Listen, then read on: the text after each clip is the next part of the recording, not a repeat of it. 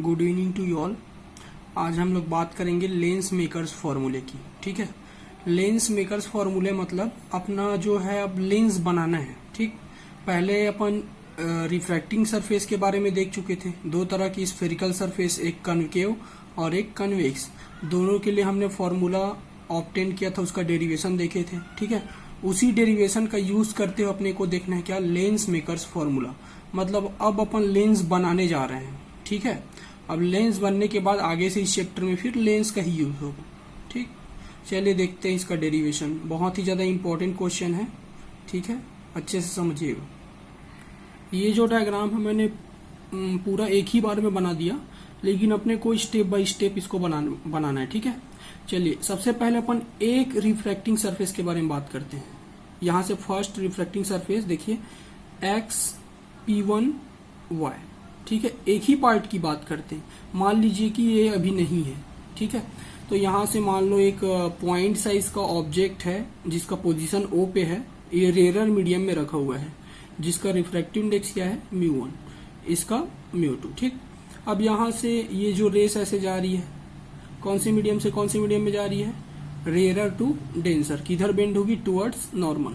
ठीक, अब यहां से सबसे पहले इसके लिए नॉर्मल बनाते हैं। तो नॉर्मल कैसे होता है, पॉइंट ऑफ इंसिडेंट A1, यहां से अपन सेंटर ऑफ कर्वेचर को ज्वाइन करेंगे। तो इस सरफेस के लिए सेंटर ऑफ कर्वेचर C1 है। ठीक है, इधर ऐसा बनेगा स्फेरिकल फॉर्म में, यहाँ पे सेंटर ऑफ कर्वेचर बनेगा। तो यहां से जो MA1 C1 दिख रहा है वो क्या है, नॉर्मल। और दोनों के बीच एंगल क्या बनेगा, I1, एंगल ऑफ इंसिडेंस। अब I1 क्यों ले रहा है, I क्यों नहीं ले रहा, इसको थोड़ी देर बाद समझ में आ जाएगा आपको। ठीक, चलिए अब ये जो है रिफ्रैक्ट होगी। अगर मीडियम चेंज नहीं होता तो ऐसे सीधे निकल जाती, लेकिन मीडियम चेंज हो गया तो यहां से ऐसे क्या हो जाएगी, ये बेंड हो जाएगी। तो ये जो A1, A2 और I1 दिख रहा है आपको, ठीक है, A1, A2, I1, ठीक, ये रिफ्रैक्टेड रेस है। ठीक है, for first refracting surface. Clear. तो यहां पे हमने क्या किया, I1 मतलब ये इस ऑब्जेक्ट का इमेज है। ठीक है, रियल इमेज। ठीक है, इस ऑब्जेक्ट के लिए। अब उसके बाद यहां से जो एंगल बनेगा, कौन सा angle, angle I1, A1, C1, उसको अपन क्या बोलेंगे, एंगल ऑफ रिफ्रैक्शन R1। यहां पे मैंने लिख दिया है angle I1, A1, C1 is equal to R1। यहां से देख सकते हैं ये वाला एंगल क्या रहेगा, R1। आई बात समझ में। अब उसके बाद अपन क्या काम करेंगे, इसी बीच में, क्योंकि अपन अभी लेंस बना रहे हैं, ठीक है, इसी बीच में हमने क्या किया, ये दूसरा रिफ्रैक्टिंग सरफेस को लाके रख दिया। ठीक, क्योंकि दो रिफ्रैक्टिंग सरफेस को मिला के ही लेंस बनता है। तो यहां से दूसरा रिफ्रैक्टिंग सरफेस आ गया। तो अब क्या होगा, जो रेस ऐसे जा रही थी जिसका इमेज I1 पे बन रहा था इस ऑब्जेक्ट का, अब वो थोड़ी सी और बेंड होगी। ठीक, तो यहां से ये ऐसा गया और ये जो रेस है, ये वाली रेस सेकंड रिफ्रैक्टिंग सरफेस के लिए इंसिडेंट रे की तरह बिहेव करेगा। ठीक है, अब ये क्या होगा, फिर से रिफ्रैक्शन का फिनोमेना होगा, क्योंकि फिर से मीडियम चेंज हो रहा है। अब कौन से मीडियम से कौन से मीडियम में जा रही है, denser medium to rare medium. आई बात समझ में। तो डेंसर टू रेयर जाएगी तो किधर बेंड होगी, अवे फ्रॉम दी नॉर्मल। तो देखो ये जो रेस ऐसे जा रही थी, A1, A2, I1 incident ray है। ठीक है, किस सरफेस के लिए, सरफेस XP2Y के लिए। ठीक, अब उसके बाद ये बेंड हो जाएगी और इसमें रिफ्रैक्शन होगा, किधर, अवे फ्रॉम दी नॉर्मल। तो ये देखो ऐसा जा रही थी, अब ये ऐसे जाने लगी, नॉर्मल से अवे हो गया। अब इस बार नॉर्मल ये वाला है, कौन सा, NA2C2, ये नॉर्मल है कौन सा सरफेस के लिए, XP2Y के लिए। अब देखो away from the normal bend हो गया। ठीक, अब यहां से एंगल ऑफ इंसिडेंस और एंगल ऑफ रिफ्रैक्शन कैसे बनेगा, तो यहां से देखो ये वाली इंसिडेंट रे है इस सरफेस के लिए। ठीक, तो यहां से ये जो एंगल है, एंगल A1, A2, C2, ये क्या हो जाएगी, angle of incidence, angle A1, A2, C2, जिसका वैल्यू क्या हो जाएगा, I2। ठीक, क्योंकि दो बार रिफ्रैक्शन हुआ इसलिए हमने पहले वाले को I1 लिया और दूसरे वाले को I2। ठीक, अब उसके बाद रिफ्रैक्शन का फिनोमेना हुआ तो एंगल ऑफ रिफ्रैक्शन कौन सा होगा, तो यहां से NA2I। ठीक है, angle NA2I is equal to क्या हो जाएगा, R2। ठीक है, कहाँ कहाँ पे फॉर्म होता है, बिटवीन नॉर्मल एंड रिफ्रैक्टेड रे, और वो वाली इंसिडेंट वाली, ठीक है, between normal and incident ray, और ये वाली इंसिडेंट रे है इस सरफेस के लिए। ठीक, ये आपको समझ में आ गया होगा। अगर समझ में नहीं आया होगा तो आप मैसेज करके पूछ सकते हैं, ठीक है, क्योंकि डायग्राम ही बहुत ज्यादा महत्वपूर्ण है। इसका जो कैलकुलेशन पोर्शन है बहुत ही आसान है, क्योंकि अपन अल्टरनेट मेथड का यूज करने जा रहे हैं। ठीक, ये हो गया। अब अल्फा बीटा गामा कैसे बनता है, ऑब्जेक्ट पे अल्फा, ठीक है, इमेज पे बीटा, तो ये ऑब्जेक्ट है फर्स्ट अल्फा 1, इसका इमेज कहाँ पे है, यहाँ पे, तो यहाँ पे क्या बनेगा बीटा 1। उसके बाद यहाँ पे क्या बनेगा गामा 1 सेंटर ऑफ कर्वेचर पे इस सरफेस के लिए। फिर सेकंड सरफेस के लिए ऑब्जेक्ट कहाँ पे है, यही ऑब्जेक्ट है। अब देखिए यहाँ पे आपको नया चीज जानने को मिलेगा, इस ऑब्जेक्ट को अपन क्या बोलेंगे, वर्चुअल ऑब्जेक्ट। ठीक है, ये जो सरफेस आपको दिख रहा है एक्स P2Y, उस रिफ्रैक्टिंग सरफेस के लिए ये जो ऑब्जेक्ट है वो वर्चुअल है, क्योंकि रियल में एग्जिस्टेंस कहाँ है, रियल ऑब्जेक्ट तो ये है ना। ठीक है, तो इसके लिए इस सरफेस के लिए ये जो इमेज है, जो कि फर्स्ट सरफेस के लिए इमेज था, वो सेकंड सरफेस के लिए वर्चुअल ऑब्जेक्ट की तरह बिहेव करेगा। आई बात समझ में? हाँ।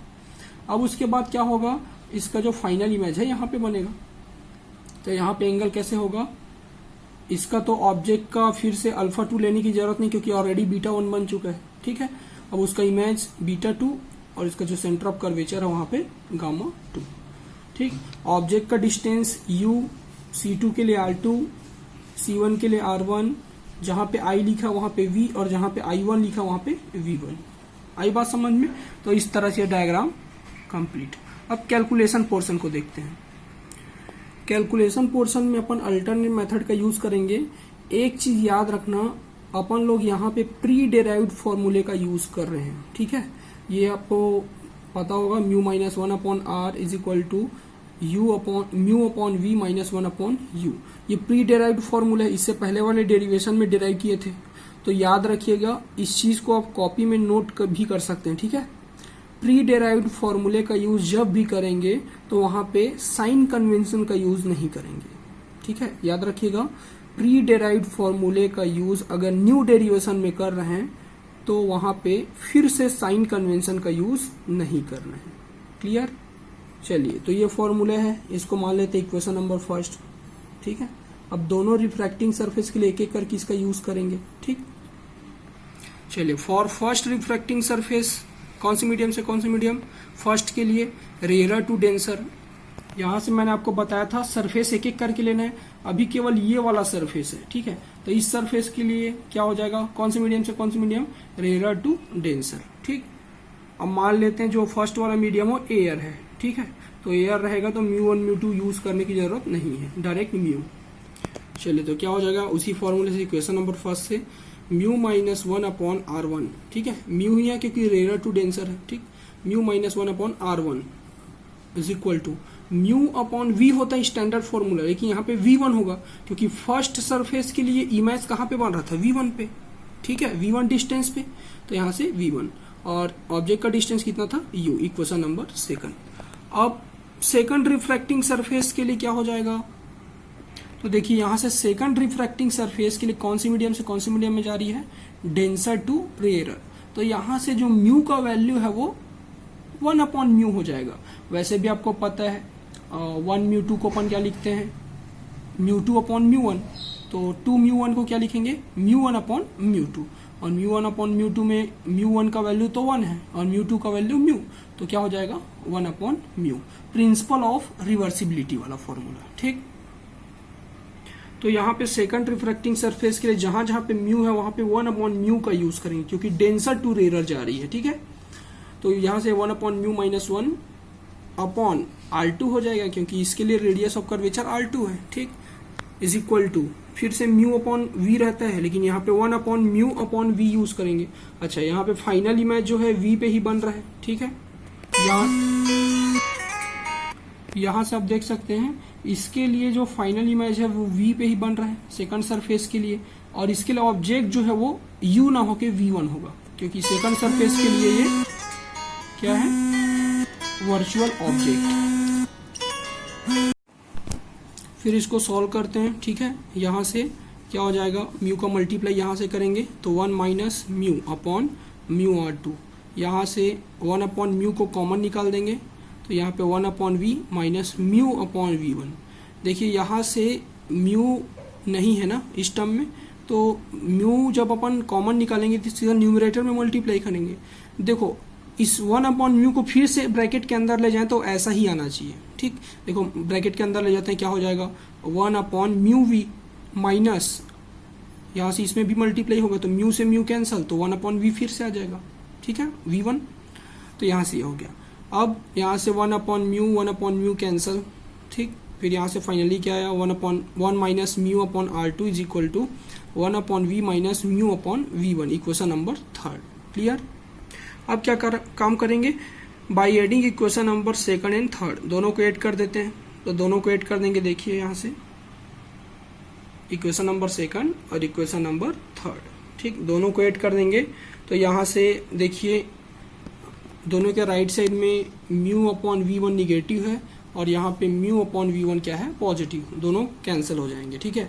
तो फाइनली क्या आएगा 1 अपॉन वी और यहाँ से माइनस 1 अपॉन यू, और इधर का mu minus 1 upon R1 plus 1 minus mu upon R2। अब यहाँ से देखिए आप 1 माइनस म्यू और यहाँ पे म्यू माइनस 1, तो इसको भी अपन क्या काम कर देंगे, म्यू माइनस 1 में कन्वर्ट कर देंगे और माइनस कॉमन निकालेंगे। यहाँ से माइनस कॉमन निकालोगे तो म्यू पॉजिटिव और 1 माइनस में हो जाएगा, ठीक। तो यहाँ से माइनस का साइन आ जाएगा और उससे फायदा क्या है कि म्यू माइनस 1 इसमें भी और म्यू माइनस 1 इसमें भी कॉमन निकाल सकते हैं, ठीक। तो यहाँ से mu minus 1 common 1 upon R1 minus 1 upon R2 is equal to 1 upon v minus 1 upon u, equation number 4। अब अपन मान के चलते हैं if object is placed at infinite, ठीक है। ऑब्जेक्ट अगर इनफाइनाइट में है तो ये वाला कंडीशन होगा, u is equal to minus infinite, then v is equal to f। v का वैल्यू क्या हो जाएगा, f। आप सभी को पता है ऑब्जेक्ट अगर इनफाइनाइट में है तो इमेज कहाँ पे बनता है, फोकस पे, तो v का वैल्यू फोकल लेंथ की इक्वल हो जाएगा। तो इसी को इक्वेशन नंबर 4 में पुट कर देंगे तो क्या हो जाएगा, लेफ्ट साइड में कोई भी चेंजेस नहीं होंगे, राइट साइड में क्या हो जाएगा, v की जगह पे f, और 1 अपॉन इनफाइनाइट क्या होता है, 0। तो यहाँ से फाइनली फॉर्मूला क्या आ जाएगा, 1 upon f is equal to mu minus 1 in bracket 1 upon R1 minus 1 upon R2। ये है लेंस मेकर्स फॉर्मूला। यहाँ तक आपको सॉल्व करना रहेगा अगर एग्जाम में डेरिवेशन आते हैं तो। क्लियर। आई होप कि आप सभी को समझ में आ गया होगा। अगर किसी को भी डाउट होगा तो आप मैसेज करके पूछ सकते हैं, ठीक है। Okay, thank you.